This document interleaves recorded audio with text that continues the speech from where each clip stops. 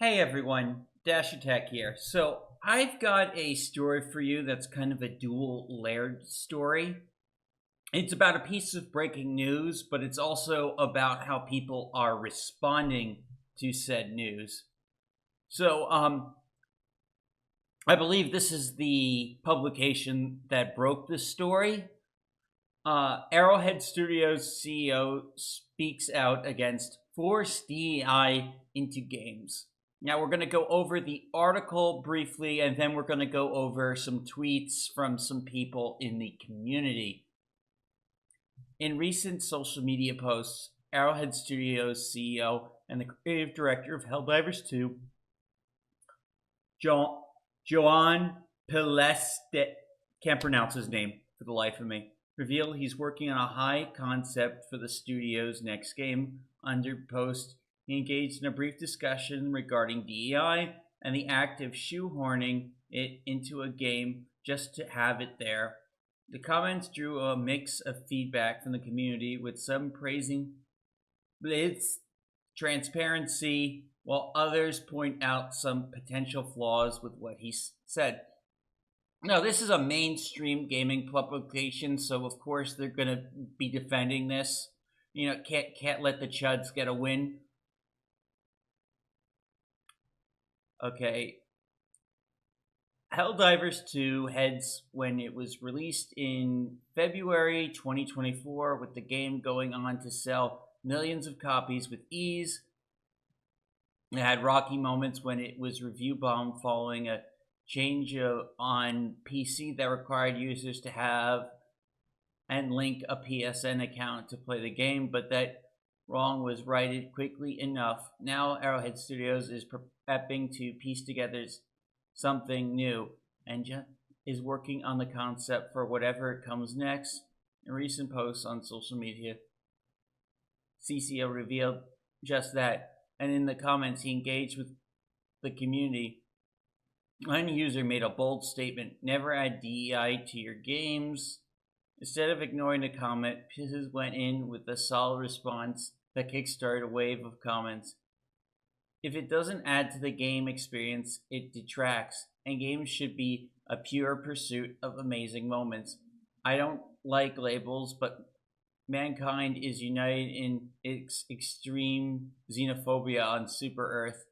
Inclusion, so maybe that's DEI. I really don't care.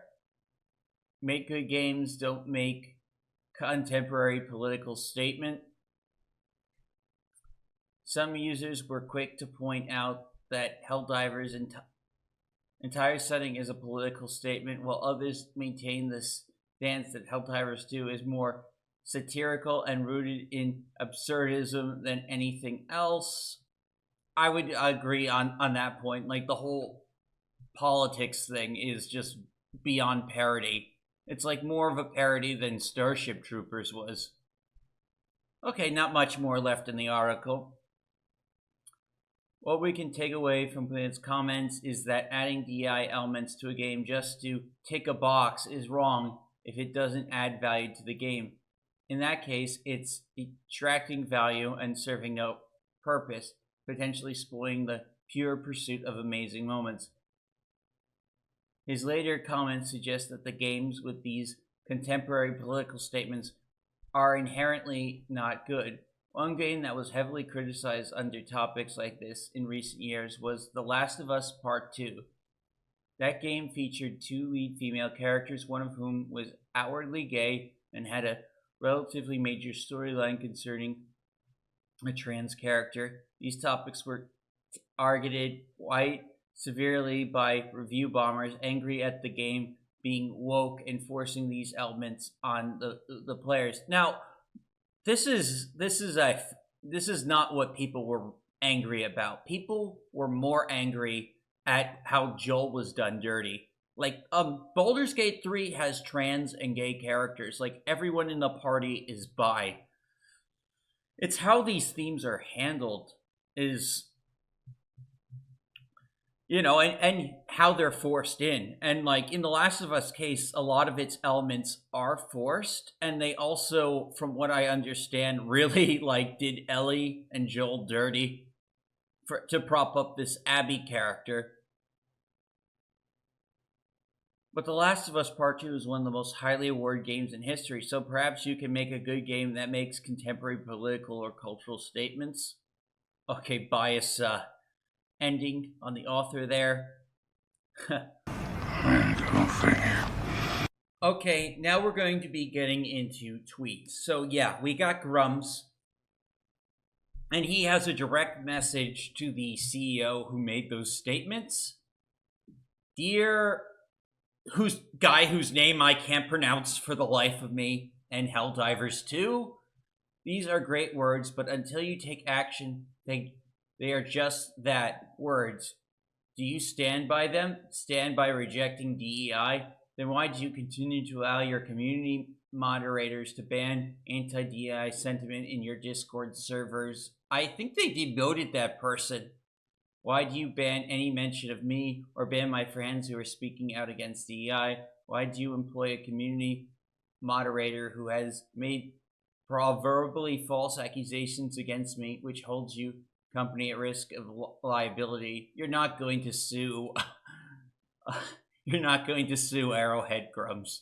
Why do you employ a head of community management that is actively anti-gamer, anti-white, and a woke activist?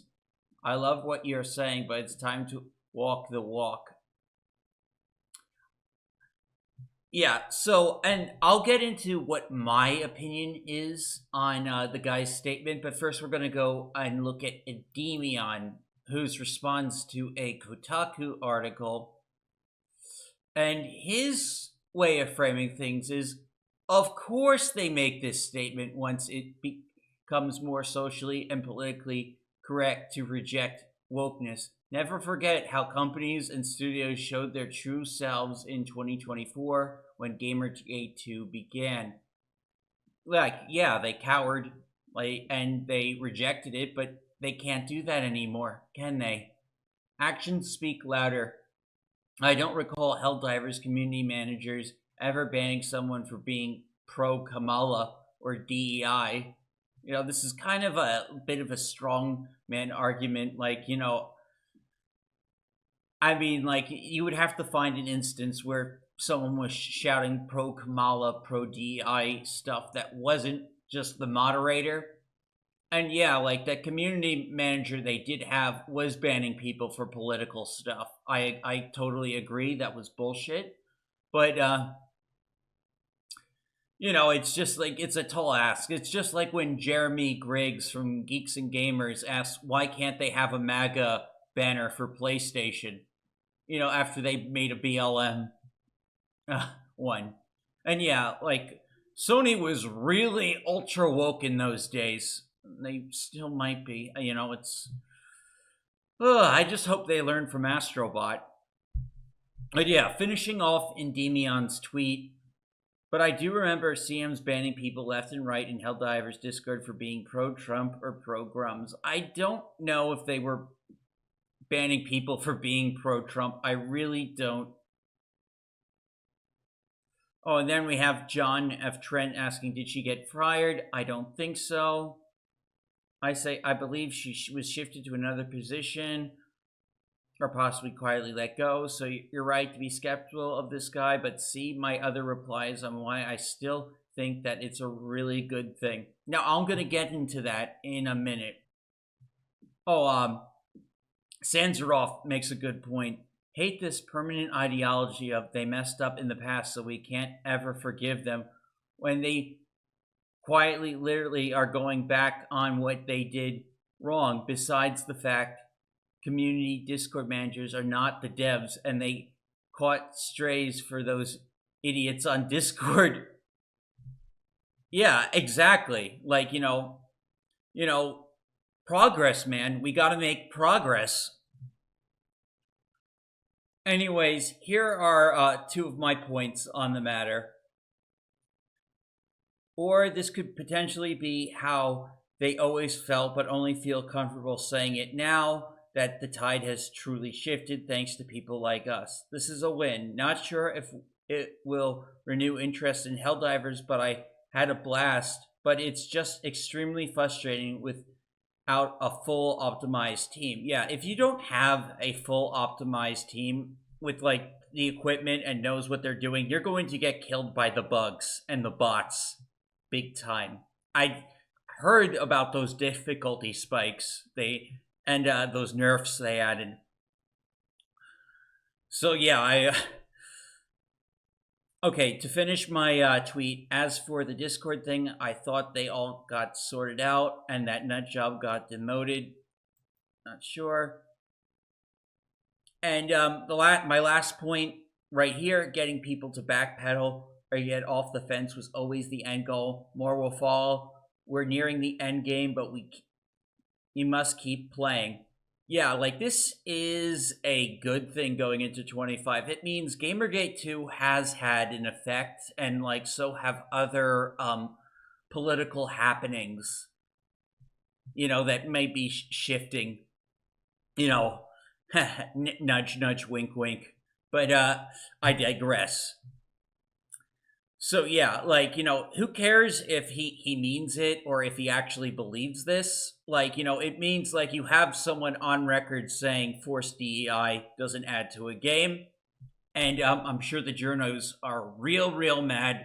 I don't see this as something to be mad about. Like, you know, this is a victory. This is what we wanted. We want to push them out of like this like hyper leftist pandering bullcrap.